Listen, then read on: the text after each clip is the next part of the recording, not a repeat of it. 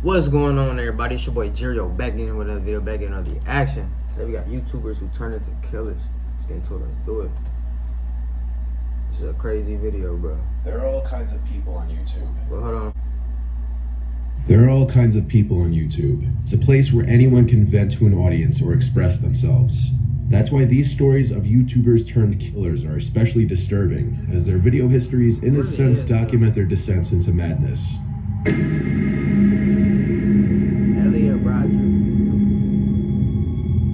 Elliot Roger was an English vlogger known for creating videos in his car, often telling of his depression for not being able to attract girls and how life was unfair.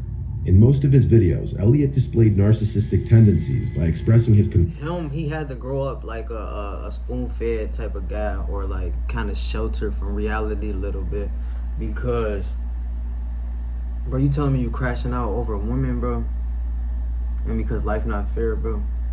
Like, that's one thing I had to learn, that life is not fair. It's either you learn it the hard way or the easy way. You want to learn it the hard way so you can know what to watch out for. You feel me? It's that simple. But to crash out because life ain't fair is not fair. You know what I'm saying? To be honest, of course life is not going to be fair. Life isn't fair for anyone. There's always going to be something in someone's life that's not fair, regardless of how much winning it looked like somebody got going on. Fusion, and why girls don't pay him any mind despite his self-described good looks, good personality, nice car, and sense of fashion. I've been attending college in Santa Barbara for about 2.5 years now. And in those 2.5 years, I've experienced nothing but loneliness and misery. And my problem is girls. There are so many beautiful girls here, but none of them give me a chance, and I don't know why. I don't know why you girls are so repulsed by me. Look how you think and talk, bruh. You moving strictly off a woman. So it's like you probably wake up, still got boo-boo breath, boogers in your eyes, and you thinking about women. Bro, go and live life and women will come by you just doing your thing, bro. It's not that hard, bro. Like, you might not get the woman you want, but he thinking too lustful, bro. I do everything I can to appear attractive to you. I dress nice. I'm sophisticated. I'm magnificent. You sound like one of them. I have a nice car, a BMW. Well, it's nicer than 90% of the people in my college. You know, I'm polite. I am the ultimate gentleman. And yet, you girls, you never give me a chance. This don't even seem real. I don't know why. On May 23rd, 2014, Elliot uploaded a video to his YouTube channel, once again complaining about how females would throw themselves at obnoxious men over himself, and that they would be punished for not showing him interest. What? For the last 8 years of my life, ever since I've hit puberty, I've been forced to endure an existence of loneliness, rejection, and unfulfilled desires, all because girls have never been attracted to me. I don't know why you girls aren't attracted to me, but I will punish you. This right here is the reason the game is how the game is right now. I promise you. Like, guys like this mess it up for real guys like me. Like, yeah, you might have good looks, you might dress nice, you might got good characteristics, I guess, but it's something about you that is not appealing. And it has to be either your mindset, the way you're approaching these girls, because it kind of sounds like you conceited a little bit, bro. It seemed like you feel like you owed them. You feel like because you handsome and all this, like you owed girls to be thrown at you, bro. Go get that. You feel me? Well, for it. He a scrub. It's an injustice, a crime, because I don't know what you don't understand how goofy you really sound. Perfect guy, and yet you throw yourselves at all these obnoxious men instead of me, the supreme You sound like a gentleman. girl. He sound like a female. I will punish all of you for it.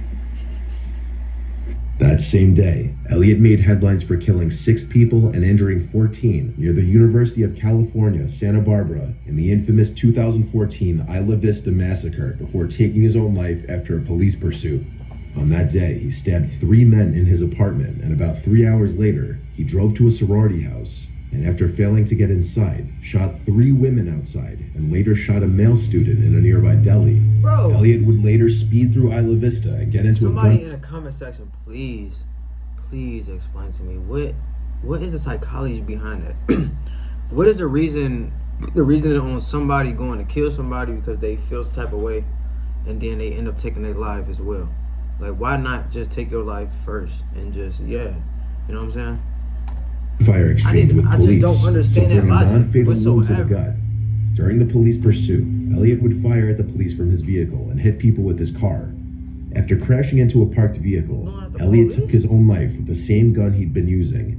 Perhaps what makes this scarier than any other murder spree is that the fact that Elliot's final video shows him outlining the details about his upcoming attacks in an attempt to punish women for rejecting him and to punish sexually active men for living a more enjoyable life than his. On the day of retribution, I am going to enter the hottest sorority house of UCSB. And I will slaughter every single spoiled, stuck-up, blonde slut I see inside there. I'll take great pleasure in slaughtering all of you. He's shaped like a dot. You will finally see You know them candies? that I am, in truth, the superior one. The true alpha male. His Ice Cube face. After the video was made public, Roger emailed a lengthy autobiographical manuscript to approximately a dozen acquaintances and family members. The document, which he titled My Twisted World, was made available on the internet. In it, he described his childhood, family conflicts, frustration over not being able to find a girlfriend, his hatred of women, his contempt for minorities, and his plan for what he described as retribution. Elliot goes down to be perhaps the most well-known example of a YouTuber turned killer. Like the fact that he said he hates women, we gotta speak about this real quick, because that's what's going on in the world right now. It's kind of like a division between men and women. It's like they got this hate energy, and I don't understand why. I'm not sure if it's because each gender is getting hurt between like dating or talking with each other. But people gotta understand, bro. Like, life is that you're going to talk to people and you're going to be disappointed by somebody, or you're not going to work out. You can't be hurt or feel some type of way about that or towards them. It's the game, bro. It's the game of dating. It's the game of having a relationship. Like, you can't feel no type of way towards that. If it don't work out, it just didn't pan out. Move on and try the next person, you know what I'm saying? Just make sure you hold it down and you're respectful throughout the relationship. But, you know what I'm saying, as far as it ending and stuff like that, you can't go around and start spreading hate energy because something didn't work out, and then you treat and then you pushing it on the next person, and then you just creating an endless cycle when you could just move on and find that actual positive person that actually love you for real, and you actually connect with for real instead of just trying to force it.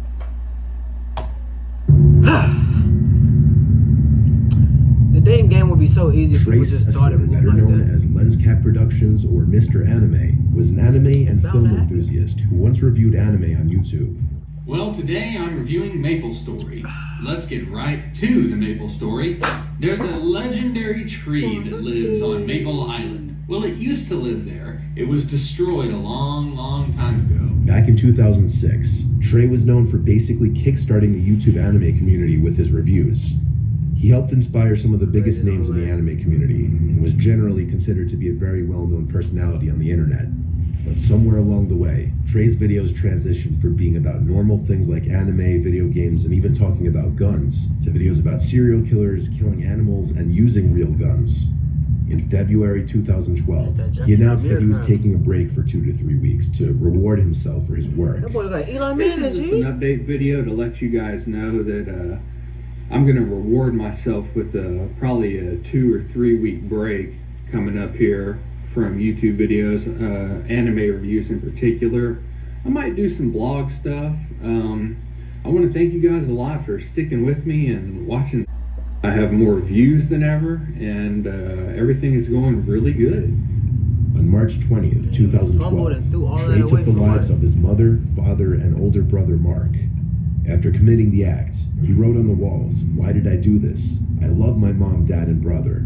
Trey's fascination with guns was seen early on, but nobody could have ever suspected he would commit the heinous acts he did. There's no way he could. Friends even described him as a highly intelligent and kind-hearted guy. Interrogations found that he had actually done what he did to his family to spare them from knowing that he planned to target Waller Junior High School, with his goal being to have at least 70 victims. I would protect him with my livelihood. At the same time, if anyone was going to hurt, it was going to be me. Or they were the first immediate human targets in my sight. And if I was going to go out and do anything, they would have to go. And I'm like, there's my opportunity. Go ahead, go get him. A close friend of Trey's, Tyler Adams, claimed that Trey's mind had gone astray over the years, and the only true sign of his decline was that his videos and movies would get more and more violent as time passed. Once he was arrested, Trey was sentenced to life in prison. In May 2020, that's why you really have to watch what you feed yourself, bro. What you watching on the internet and feeding yourself, bro, matters, bro, because that could turn and flip your head any type of way. Like watching violent stuff, watching sexual stuff, like that stuff needs to be dialed down, bro. It really do, bro, because that changes people's thinking, bro. And they started to think that like that stuff is normal, and the whole time it's completely the opposite.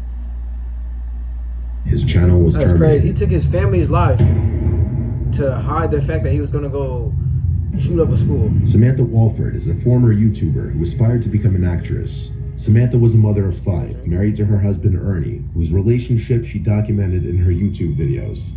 She would constantly complain about her husband working all the time, even though they had 5 children to support. She would also complain about his love for playing video games. In fact, the reason for their marriage was because in 2014, the couple got into a fight over Ernie's gaming character marrying a female character online. And so Samantha threatened to leave Ernie, but to end the battle, he asked her to marry him. Samantha would complain that there was no thrill in her life, and that she wanted to be a famous actress. On the night of February 20th, 2015, Samantha would give her 5 children high dosages of Ambien so that they could sleep through what was going to happen that night.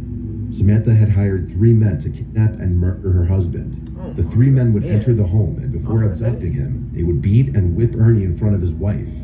Ernie pleaded and begged them not to hurt his family during this process. No one listened. They then dragged him out to the middle of the woods where they killed him. Once an investigation went into place, Samantha was interrogated. However, police didn't buy her story.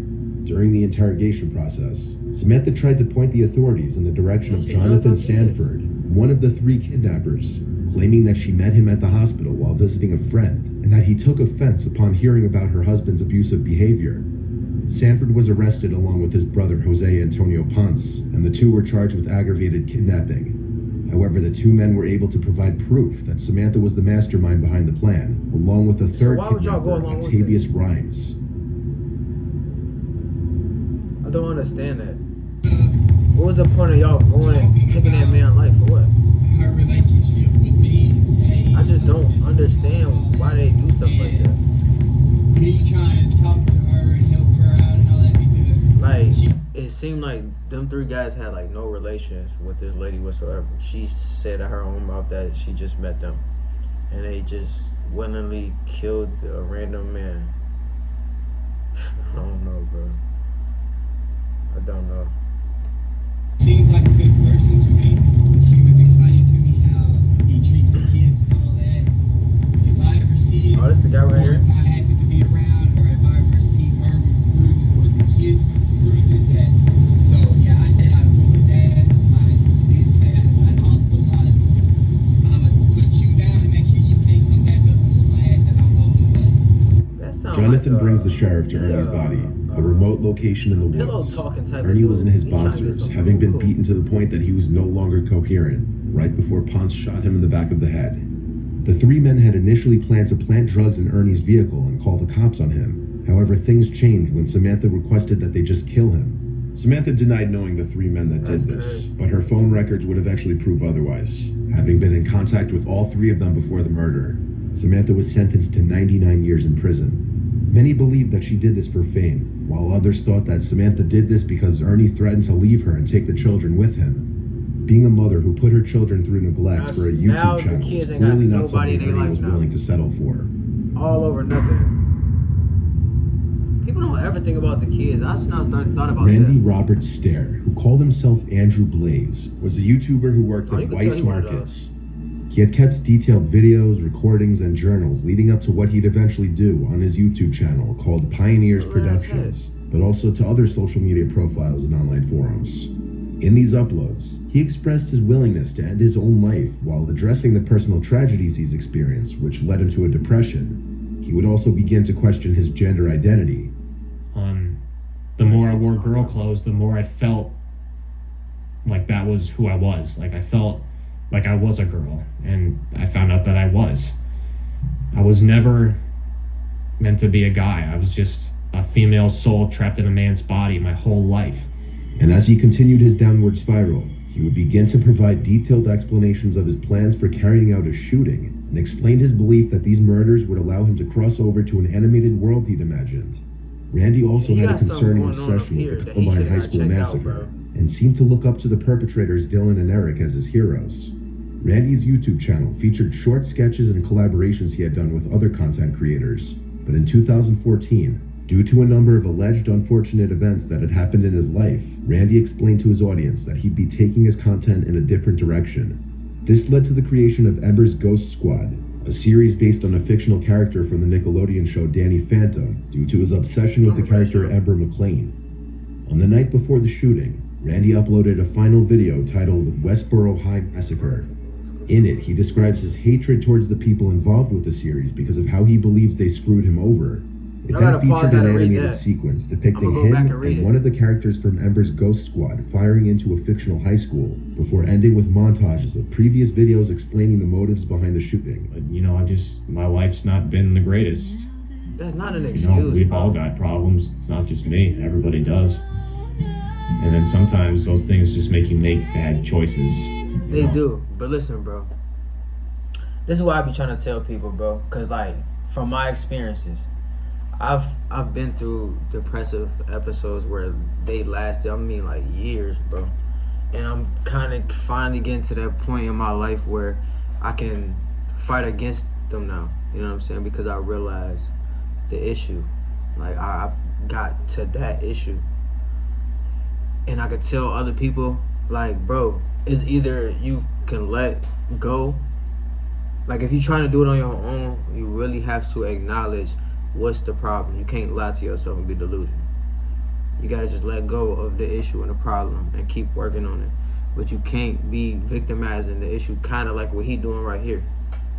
He's yeah, I did it, but then I got problems, but I did it. You know what I'm saying? That type of energy. And it's bro, there's no way you should be feeling feeling depressed and you go and take your anger on other people. I understand dealing with that type of stuff, have your mind everywhere, but that's why you go talk to somebody. But it's easier said than done, bro. But y'all let me know your thoughts down below in the comment section. But it's been your boy Gerio. Go on. Oh, sauce it down, sauce it up, do too much.